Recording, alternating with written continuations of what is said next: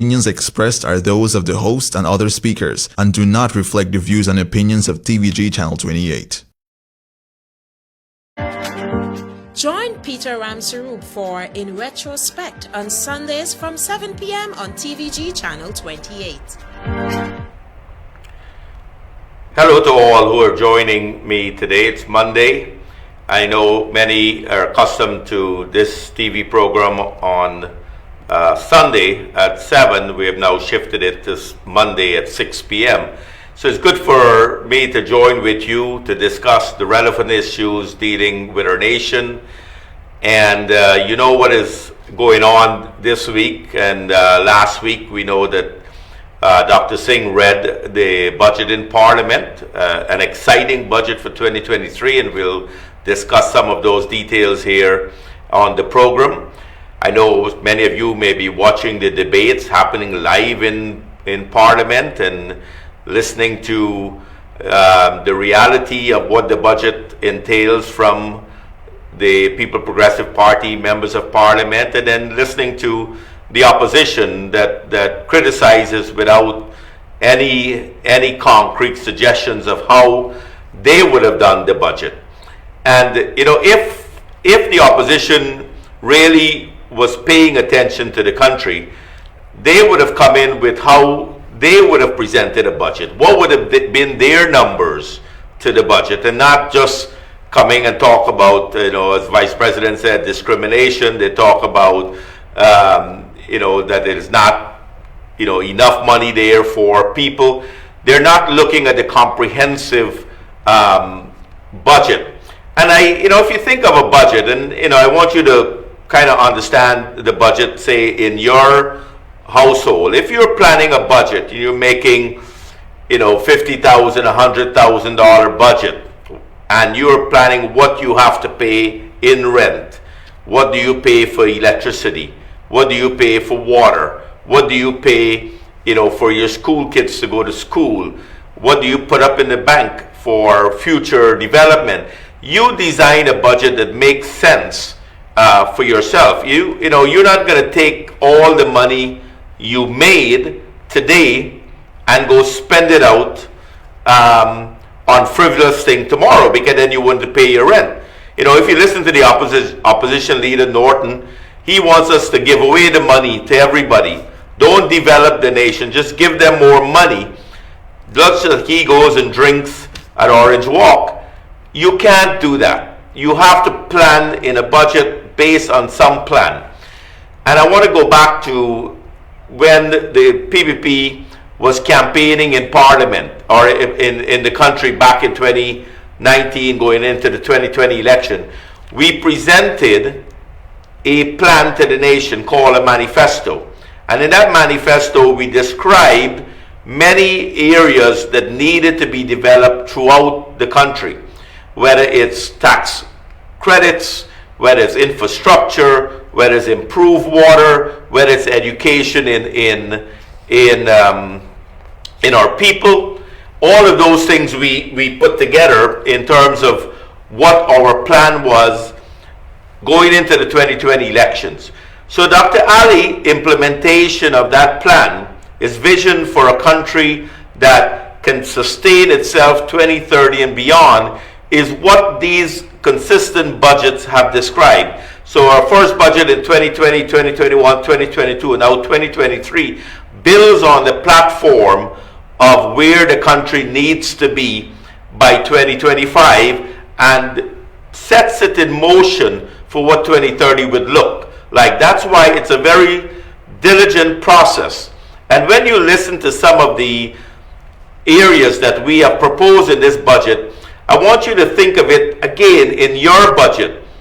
You know, you would not do what opposition leaders said, give away the money, give it to all our people, don't invest in education, don't invest in technology, don't invest in infrastructure. You wouldn't do that. In your budget, you wouldn't. And the other thing to understand what I'm trying to get at, if you were to build a house and you know you would like to have a 2-story house at some point in the future, but you only have money for one story at this point, what would you have to do? You would have to make sure that you put money in the foundation so that ultimately when you go to build the second story, you have the foundation necessary to take that second story. So these budget is building our economy to a point where, as the president talks about the 2030 vision, how would we survive in 2030, 2025 and beyond? And that's where the investment in education, in infrastructure, in training, in healthcare, in all these areas are taking place. And as I go through some of these budget items, you would kind of understand why is it important. And when you look at a budget also, it has to be an integrated budget, right? How do my life improve in that budget? And I want you to understand, when you sit in your living rooms and you listen to the debate, you listen to what Dr. Ashley Singh presented, the largest budget in history, what is it in for me and you? And how do you understand what it is that budget means to you? So think of it, when you listen to the Minister of Public Works, he will present his component of the budget, two different ministers, and they will describe what improvement in infrastructure, in road development, in bridges that they will do for your community. So when they present that budget, you now know your community is going to get upgrades in road, whether it's in Linden, in Victory Valley, in Region 10, in Kokwani, in Linden, in Port Morant, in Berbice, in Essequibo, Suddy. What would those roads do to you? So that's one component of the budget. So you got to think, where does it benefit me? Now I can get into my village a little faster. I can get to my farmland quicker because now more all-road access roads. My children can get to school without, say, having to walk on a mud path. We're doing even walking paths in some villages that don't need the roads. So that's money actually to you and me. We are benefiting from those roads in the community.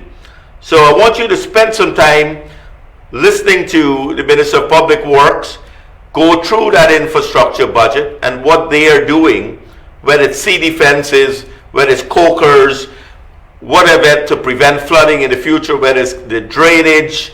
There are many aspects that's money coming to you to help improve my life and your life. So the budget is for you. Now let's move to healthcare. When we're building 7 new plus hospitals across the country, upgrading of health centers in the hinterland, in many areas across Guyana, what does it do for me and you? That means now you are sick, you can take your child for health care. It's a public free health care. You can go and get your medication. It's quicker, more modern healthcare system. More money, we are paying money that's went into the nurses, higher paying salaries so that they can be better able to deliver better health care to all of us. That's money coming to us. Have you thought of it that way? When you have a health center that is rehab, when you have the roads that are built that you can get to the health center quicker in the case of emergency. Let's move to education. We are seeing the refurbishing of schools all across the nation. The cash grants, which I'll give you the numbers, moving to, I think, 35,000 cash grants for our children. When you look at the training in technical training schools, goal program, we already did 14,000, 8,000 budgeted this year, already about to meet our goal of 20,000 and beyond. That's money to you and me. So, public works infrastructure, education, healthcare. Let's talk about water, potable water, cleaner water into our communities. Money are going into new wells, new pipes, new plants, new ingredients to ensure we have clean water system. Who benefits from that? We, the citizens. So what is Mr. Norton talking about when he talks about that this budget is for rich people, or this budget doesn't take care of our people? What his understanding of what a budget is? We know he signs blank checks, or he wants blank checks signed because he likes to spend. Doesn't know how to invest, doesn't know how to be accountable, how to be transparent. We know he wants to spend out the money today. All the money should go into one pot. That, Mr. Norton, that's not what development is about. I've got a clip I want to show the folks whenever the operator gets it on, to listen to what Mr. Norton said about growth and development. And when he plays it, I'll explain that. I also want to point out that the government seems to believe growth is development. Growth isn't development. So Mr. Norton said growth is not development. Growth is a measurement of development. It's like he's saying, as you get older and you grow, don't you learn more? Don't your limbs become stronger? Don't you have a little more knowledge, a little more education? So growth and development goes together. Mr. Norton just says, we don't understand in government. He said growth is not development. Guyana is growing significantly. If you look at the numbers in 2019, 2020, in 2020 when the government finally took office, the PPP finally took office after the PNC tried to steal these elections. We took office to now, in the early 2023, the economy has grown 20% in 2020. I think it's 40 something percent in 2021 and 67% in 2022. So over 100+% growth in our economy. That's significant. When the rest of the world is in recession. And one of the things our government has done in 2022 that I think we may not understand the magnitude and the appreciative value of what they did. When fuel prices per barrel has gone skyrocketing, the government took taxes off of fuel and buffered the price.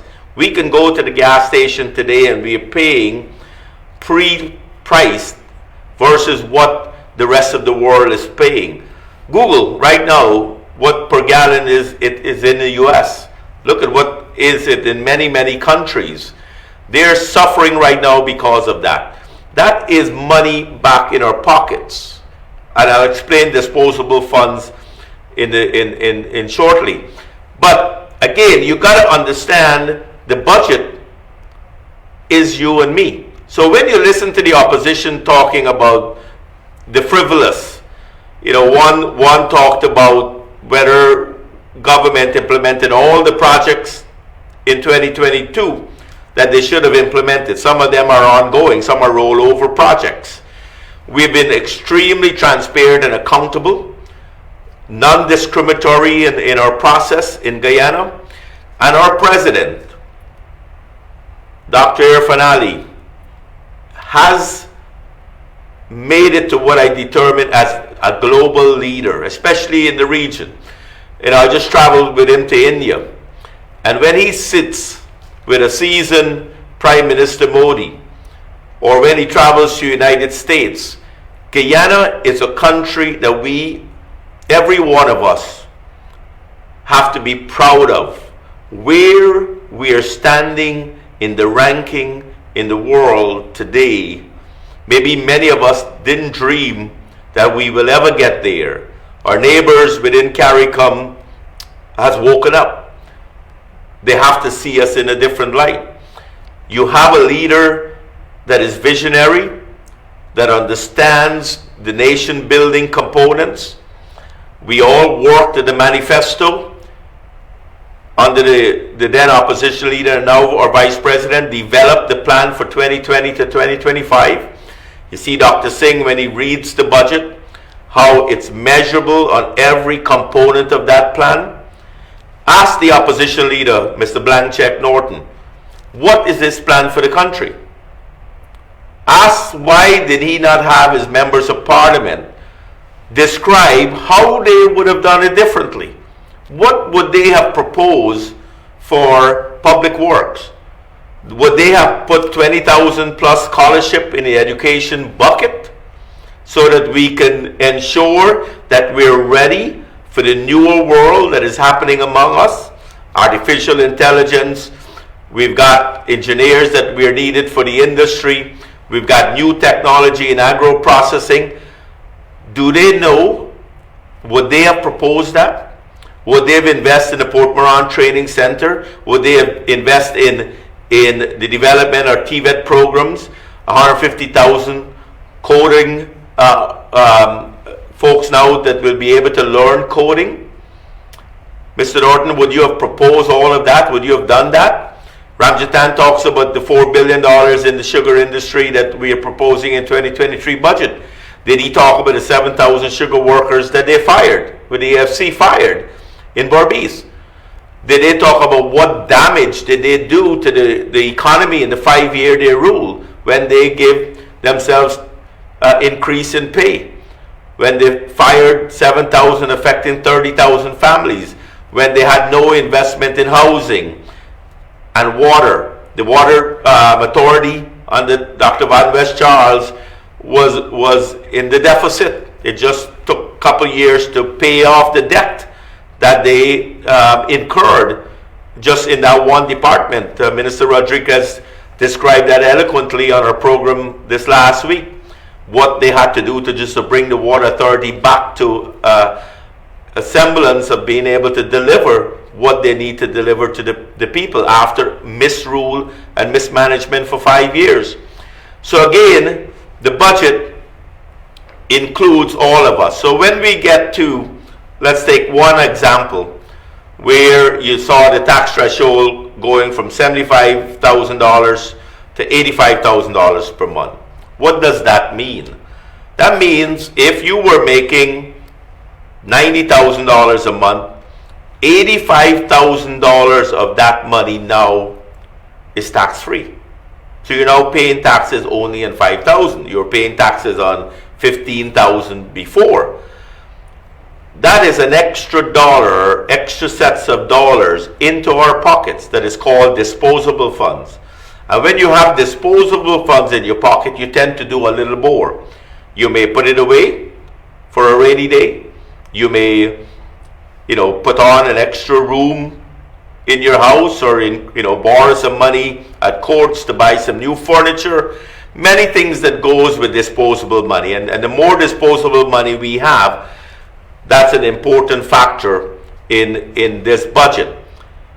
Right? So all of that I said, for when you listen to the debates and you listen to what was in Dr. Singh's budget, don't be caught up with the negativity of the opposition. Sit back and learn, how do you benefit? So if you know, for example, Ministry of Public Works have proposed to have farm access roads available in Region 3 that wasn't there before. Now, if you're a farmer, you can start thinking, how do I expand my operation? How do I plan for land now to expand and grow more, do more farming in that area, right? So I need to figure out what do I get from that budget. If I'm just a public servant and my threshold has gone from 75,000 to 85,000, if my cash grant for my school kids have gone to 35,000. If, my education now, I can apply for one of my kids or myself for a gold scholarship. I have to benefit from this budget. Don't let the opposition, the blank check Norton, that has no information, that gets blank in his head, tell you what should happen, because he doesn't have an alternative plan. And if you look at yourself, say you look at your income level that you had when we took office in 2020, and look at your income level in 2023.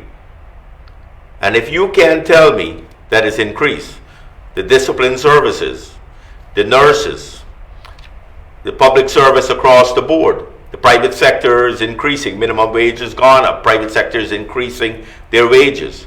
We've got significant investments across the country being developed. These are all areas that benefit you and me. So if you find negativity in all of that, you might as well join Mr. Blankhead Norton, because it doesn't exist. No matter if you're an opposition member or you're an opposition supporter, nothing wrong with that at all in our nation. We're a democratic society. We believe in accountability and transparency. We believe in fair and free elections, and we'll continue to do that forever. So if you're an opposition voting for the opposition, don't lose out on this budget that is for you also. Right? Don't realize what is happening in your community. So I started out to describe this integrated community. When Minister Ramson presents his part of the budget and he talks about upgradings of sports facilities in your community, or he talks about youth development training in your community, right? Or the amount of programs that's going into our cultural programs. That's an integrated approach that benefits your community. Even if you don't see the entire nation, stay in your village, stay in your area. Listen to the Minister of Health talk about upgrades to the health centers, talk about the hospitals that we're building across the country, talk about the drugs in our pharmaceuticals that would be added to our inventory, right? How and where in that your community you have access to that. When you listen to Minister Colin Crowell and Minister Rodriguez, and they tell you about housing development, massive housing development across our country, and that's one of the most impressive programs under this current administration, under Dr. Ali, that across the world they're talking about how our commitment to ensuring that our people have access to affordable housing. The mortgage ceiling was raised, more lands are being developed, more people are getting house lots.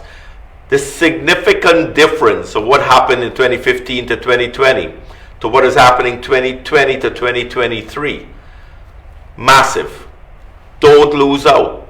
Listen again to where the housing development, if you're dreaming of that house lot, where are we going to open new communities? How that you can ensure your application is taken care of, or new application is filed.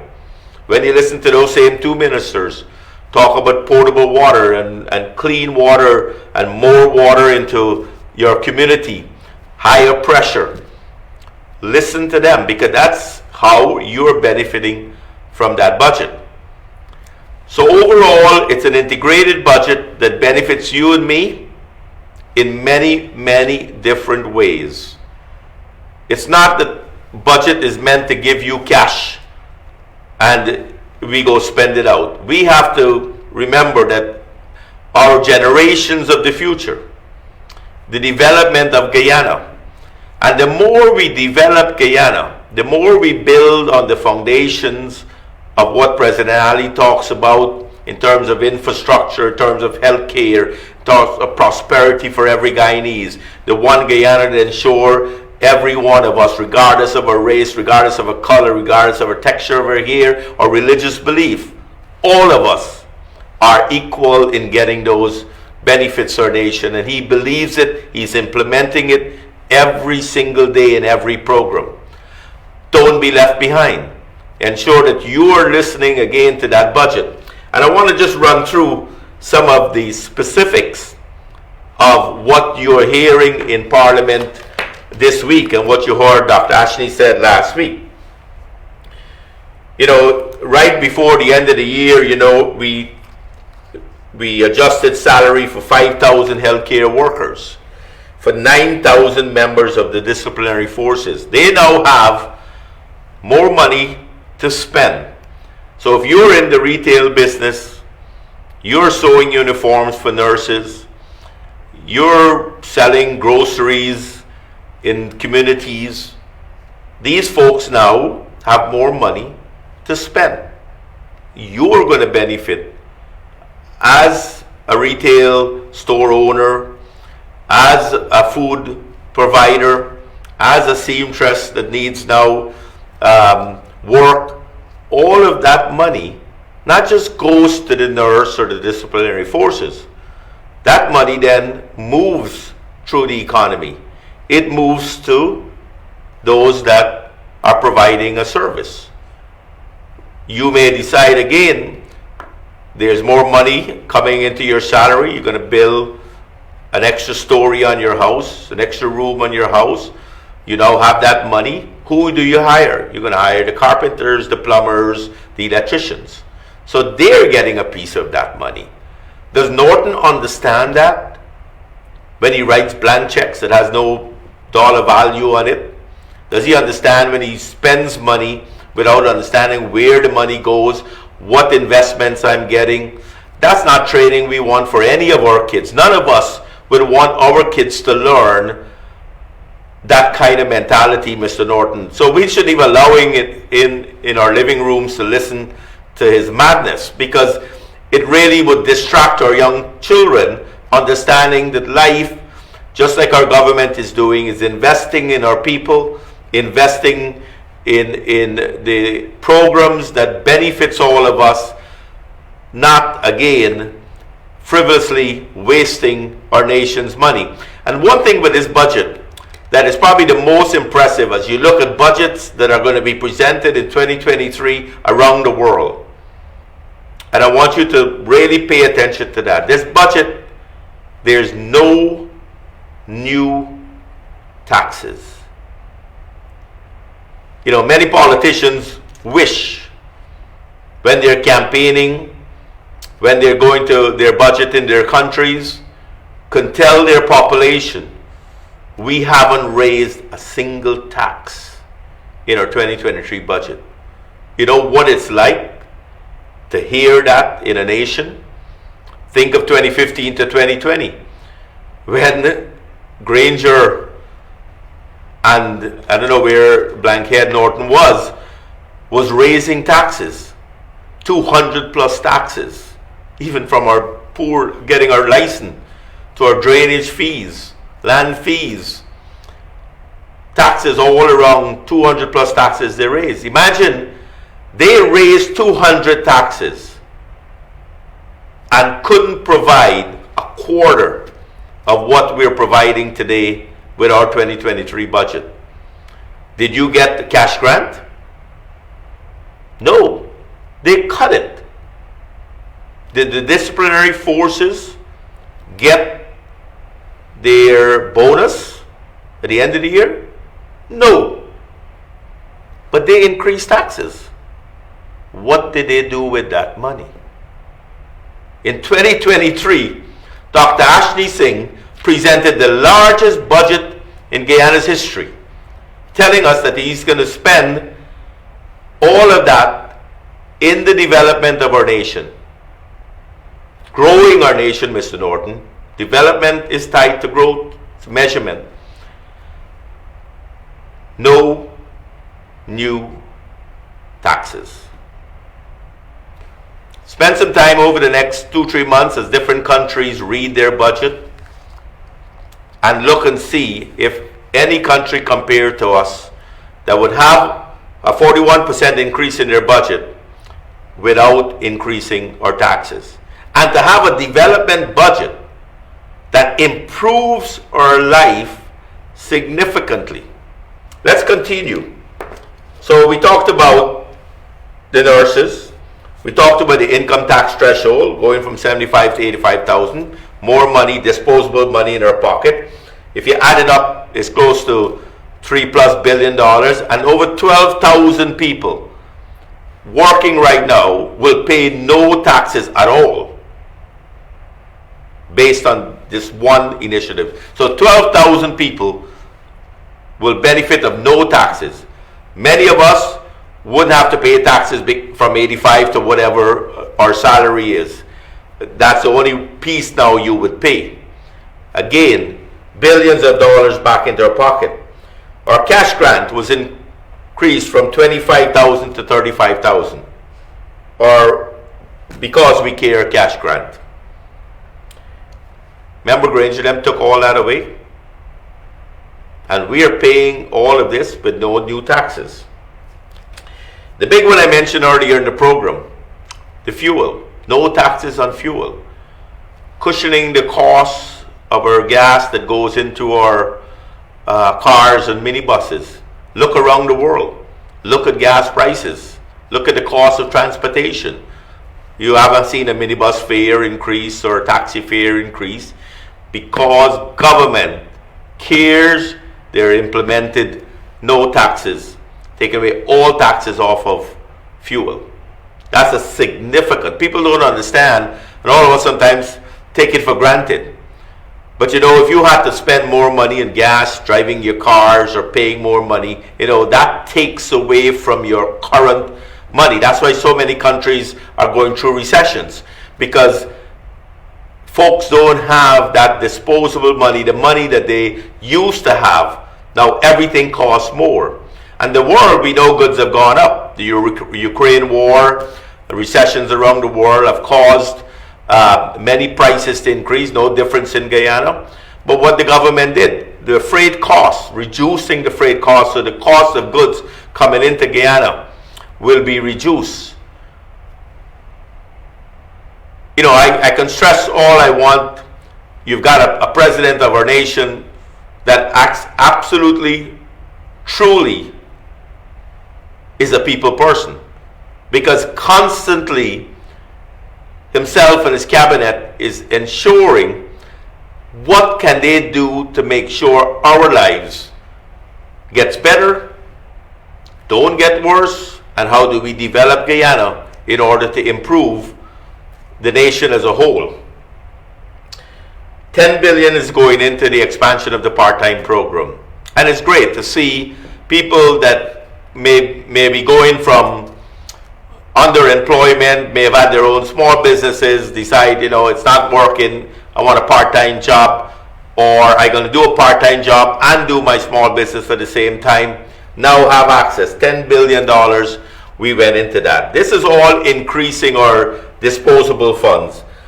You know, you look at the pensioners going increase, you know, and then you remember in 2020 we remove VAT from electricity and water that benefited the old age pension. So overall package, and you can't look at one budget. When you look at each budget from 2020, 2021, 2022, 2023 budget, all increase in benefits. So what is it today?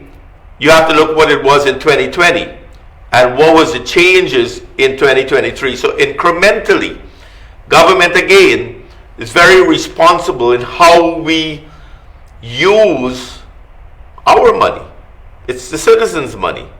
So you have to be extremely prudent in what you provide, and you have to be prudent to ensure that what you are investing in is going to benefit our citizens. So if you build a road in a community that doesn't need a road, it doesn't benefit, it doesn't make sense. But if you build a road and upgrade a road in a community that improves the lives of that community, that it makes me able now to open a shop where a car can drive to my shop, then we all benefit from that single road that was developed. Many other components, you think of the vehicles. We're moving to renewable energy. Now we're bringing in electric vehicles are all tax-free. And a lot of us, just came back, from India, mentioned with the president, they're very big on pushing the electric vehicles of the future. A lot of us will have to move to that. Remember, energy costs by 2025 will come down by 50%.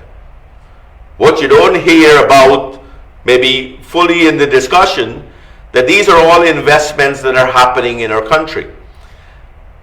So we're not just building a one-story house.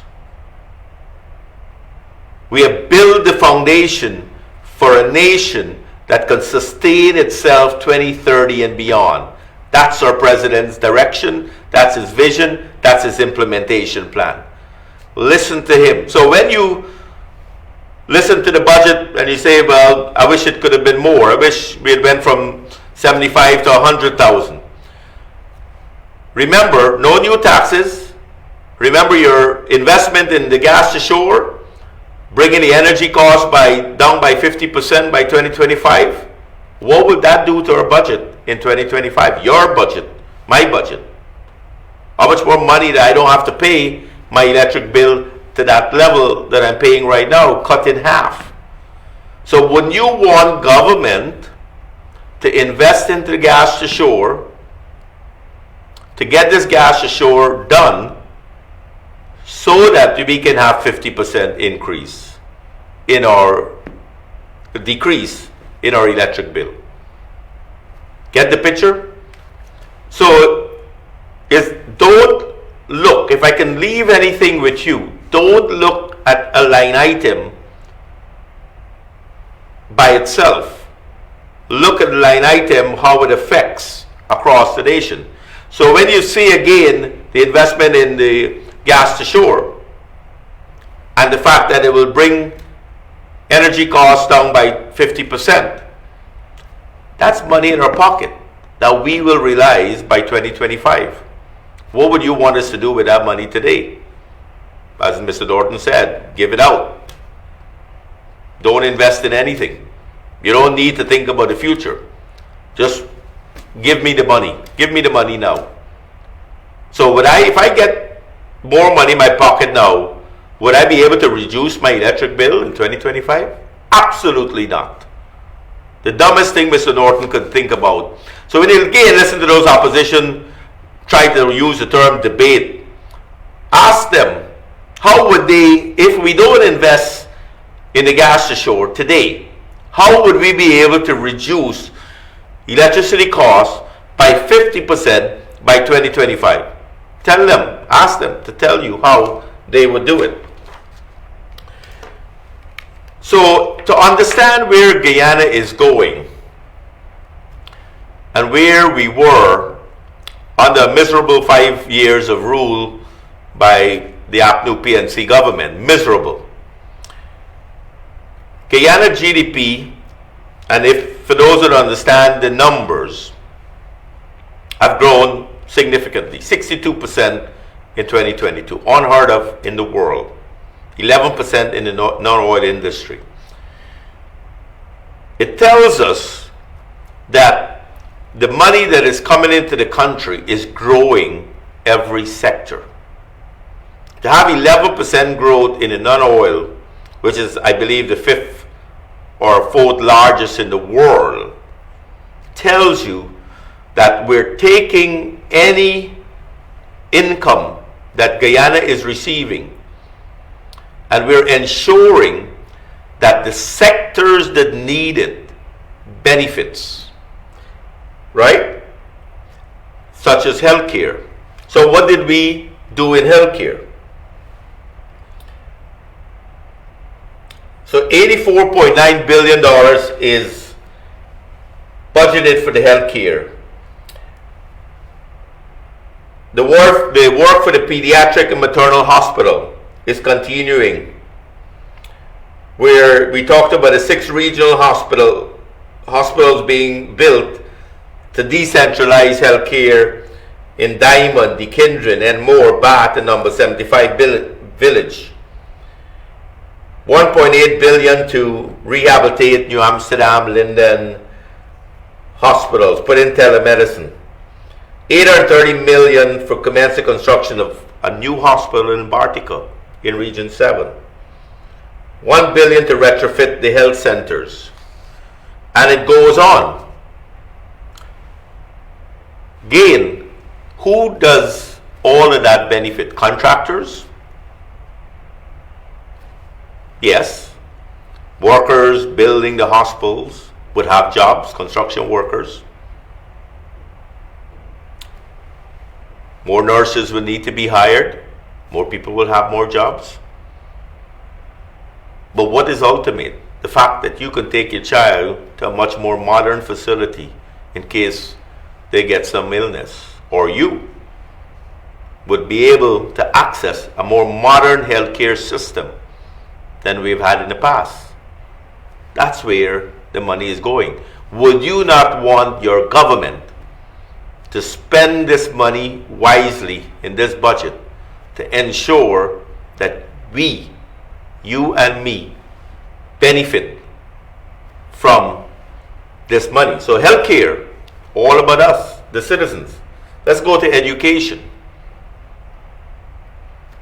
Big number, close to $95 billion in education. One, definitely to improve the infrastructure. Who the hell is burning down our schools? You know, why affect young people? And I'm sure the investigations will lead to some intellectual authors. It ends up making government has to spend more money in rebuilding schools when we could be putting it in other areas. $2 billion in a national feeding program. Billions of dollars in procuring textbooks. We all want our children to ensure that they have access to textbooks. The Gold Scholarship, 8,000 plus new students this year. $2.5 billion into the technical vocational education training program. Again, who benefits from that? You, me, our children, or teenagers coming up, graduating secondary school. I talked a little about the sports ministry, spending in culture and arts, bringing the industry up to standard, upgrading playgrounds across the country, social services, new home care for senior citizens, day and night care centers for benefit women and men, and child care. These are all social services that improves the health of our nation. Persons with disability. There's a significant number of the hinterland area where roads are being developed in the hinterlands. Let's look at agriculture. We talked about the $4 billion into the sugar industry. $300 million is going to go into the rice industry. $150 million to develop wharf to serve the soybean and corn industry. We know that's a booming industry. Will improve the livestock industries in chicken. Citrus and spices, $153 million to improve capacity in Paprika and Linden. Many areas in agro-processing, in livestock, in fisheries, and draining. These are all sectors that is benefiting from the budget. But let's go back just to national strategy. If you study Guyana today, from 2020 to 2023, and you think of Guyana in buying a stock for those who understand the stock market, whether or not when you buy a stock, you're buying a stock betting on improvement, that it would be worth more money 5 years from now. And the way you measure when you buy that stock is what is the past history. So if you think of Guyana, GDP per capita was about $4,000 per individual back in 2020. In 2023, it's close to 10,000 per capita, per individual, or GDP. When you calculate it out, project it out to 2035, will up to be 35,000 per capita. That's why you see, when we announce from the investors coming into Guyana, why they believe Guyana is the place to invest in. Because they know if they were to put down a dairy plant in Guyana, whether it's a local investor or foreign investor, it's a $50 million plus industry. Why would we buy box milk from New Zealand if you're getting fresh milk from Guyana? Right? So our stock, where the PPP administration has taken Guyana from 2020 to 2023, is mind-boggling to the ordinary man outside of Guyana. That's why global leaders is calling Dr. Ali to all over the world. He's speaking at an energy conference today in Trinidad. India, invited him for one of the most prestigious award. He was able to speak to many investors across India. I think Dubai was requesting him to come to speak at a major development conference. Guyana is on the map. And it's significantly because folks around the world are realizing that we are not frivolous, we're not fly-by-night, we're not waking up tomorrow and says we can have the largest budgets in history. We're taking the commitments in our manifesto, the commitments we promise. We committed to you when we campaigned, when we said we will build 2,000 miles of new roads or kilometers of new roads, when we said we will reduce energy costs by 50%, when we say your salary will increase over the 5-year period, when we say we will invest in healthcare, we invest in water, we will invest in agriculture, we will invest in training, we will invest in our people. We said all of that in our campaign. And when you listen to the debates, when you listen and read about our budget, tell me if we're not doing that. We have a measurable, implementable manifesto that every day we're putting those areas into effect. So national plan, right? We've got the integrated energy plan of both hydro, solar energy across the hinterlands, gas to shore, national plan. We're upgrading our roads, 32 new bridges across from Linden to Lethem, 121 kilometers of paved road from Linden to Mabura. The rest, I'm sure, will come later this year.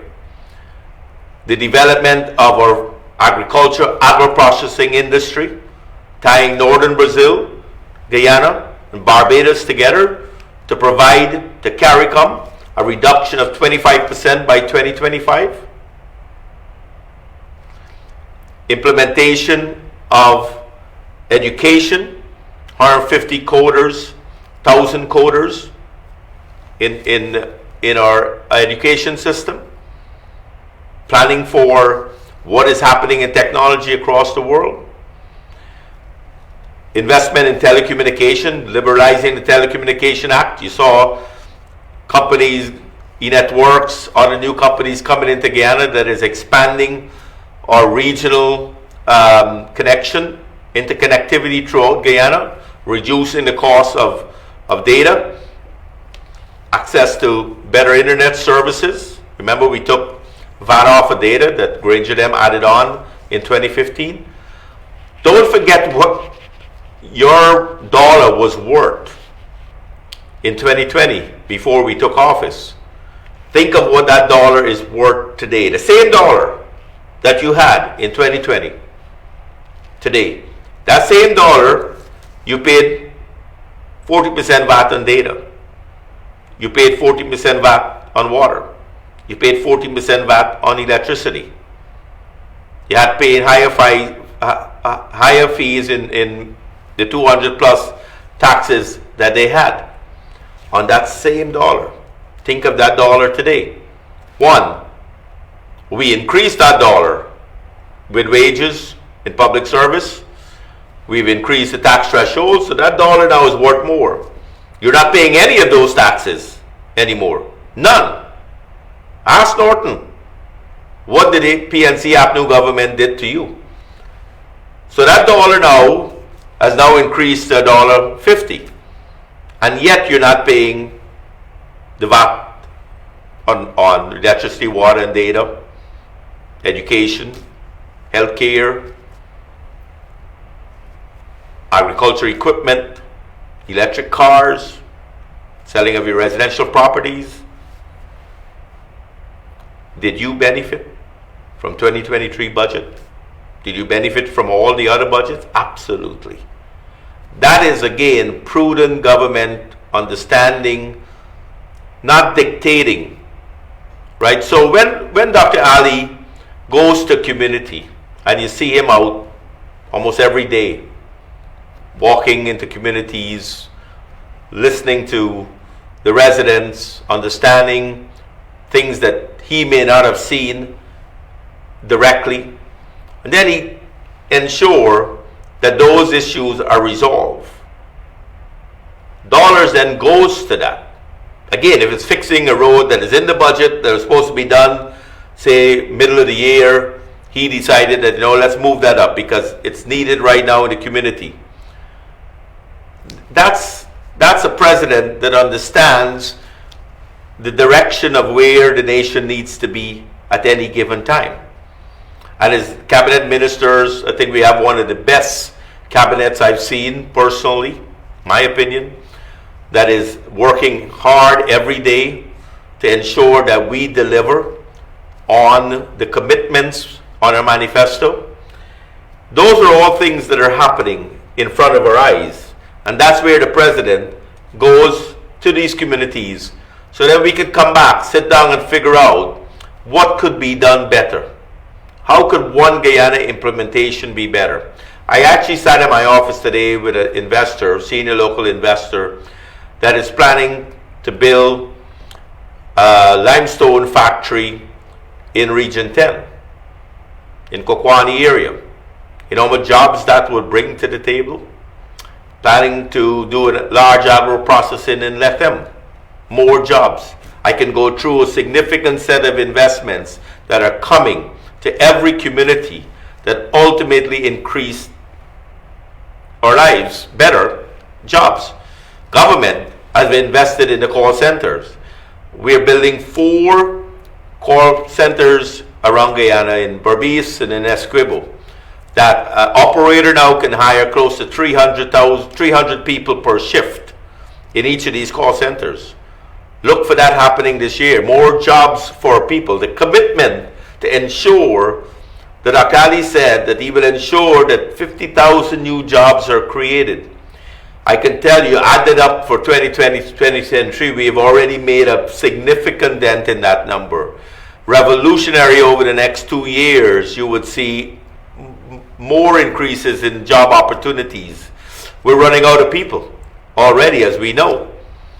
That tells you that our job creation in every industry, 11% growth in the oil industry, makes a difference. People are invested in shade houses.